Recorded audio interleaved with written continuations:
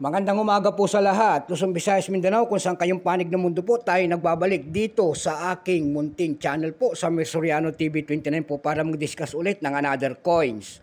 At ito ang ating hilig, pangungulikta ng barya ng Pilipinas, kung saan naman klaseng barya po ay ating kinokolekta. Ayan po. Magandang umaga po kung saan kayong panig ng mundo, lalong-lalo na ang aking mga subscriber po. Thank you so much po sa lahat. Yun naman po hindi pa nakapag-subscribe at gusto ang ganito mga topic po, ako'y nakikisuyo lamang po. Malaking tulong na po ito sa aking YouTube channel kung pindutin ang ating notification bell. Subscribe and like para ma-update po kayo sa mga latest ko pang gagawin mga video po. Ang pag-uusapan po natin dito sa aking YouTube channel ay barya. Ayan po, siniseling natin one by one kung ano magkano na ang kanilang mga halaga. Ayan po. Ang pag-usapan po natin ngayon ay ang mga BSP po na kilalang kilala, ang pinag-aagawan ng ating mga kolektor. Dito sila nakasaad dito sa ating mga BSP na coins. Ayan. Kaya ito ay ating dinidetalye na rin sa ngayon. Ayan po. Kasi nung mga nauna ko pang vlog, di ba? Nakabase lang tayo sa mga koleksyon ko po. Sa ngayon, ang dinidiscuss na natin, lumalaban na tayo sa mga BSP po. Ayan.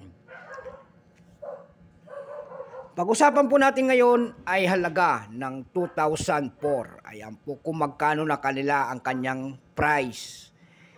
Siselling natin kung talaga magkano na ang kanyang mga presyo doon sa ating mga platform. Ayan po.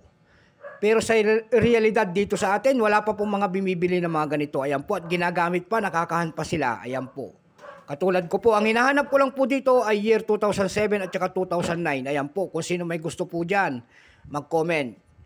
Ayan. Makikita nyo po ang dalawang imahe ng lalaki po, nakaharap po sa kanang bahagi po, ayan. At yung isa nakaharap sa kanya ang 10 pesos po, ayan. At saka year nila 2004 at nakapalibot sa kanilang ulo po, Republika ng Pilipinas, ayan po. Sila po ay si Apolinario Mabini at Andres Bonifacio, ang mga dakila nating mga bayani, ayan. Bago tayo magsimula, kilalanin muna natin sila. Issue Philippines, Period Republic 1946 up to date po, type Standard Circulation Coins, years 2000 hanggang 2017, value 10 pesos po, currency piso 1967 up to date po. Ayan. Composition po nito by metallic, aluminum, bronze, center and copper nickel ring. Ayan. May bigat po lamang itong 8.7 grams, may haba itong 26.5 mm, may kapal po naman itong 2.14 mm. Hugis po, syempre bilog. Ang kanyang orientation po ay medal alignment, number NDAS4519, reference number KM-278. Kung tawagin po yung nasa kanyang likod po, ito po ay seal of the Central Bank of the Philippines at ang catwheel. Kung dyan nagbabase po, yung catwheel na yan, dyan nagbabase ang ating mga kolektor kung anong day yan. Para makikilala nila. Ayan, yung mga numismatis, magagaling dyan. Ayan po. Ito pong 2004 ito ay, kung tawagin ng ating mga kolektor, ito po ay reverse Daiwansi. Ayan. Ito po ay 13%. Wala pa namang itong mintage kung ilang pirasong ginawa ng ating Bangko Sentral at ito po ay ginagamit pa natin. Ayan.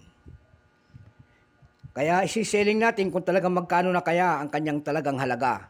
Doon po sa eBay.com po nito may nagbebenta na nito ng $3. Doon naman sa Carousel PH po may nagbebenta na nito ng 500 per piece.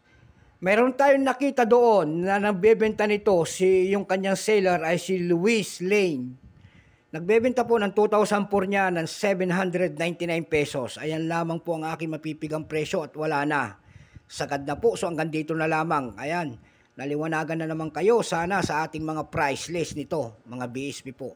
So hanggang dito na lamang ang aking vlog at magandang umaga po kung saan kayong panig ng mundo po. Thank you so much sa aking mga subscriber. Yung mga hindi pa po, pwedeng makisuyo at malaking tulong na po ito sa aking YouTube channel. Kung pipindutin nyo po ang ating notification bell, subscribe and like para ma-update po kayo sa mga latest ko pang gagawin mga video po.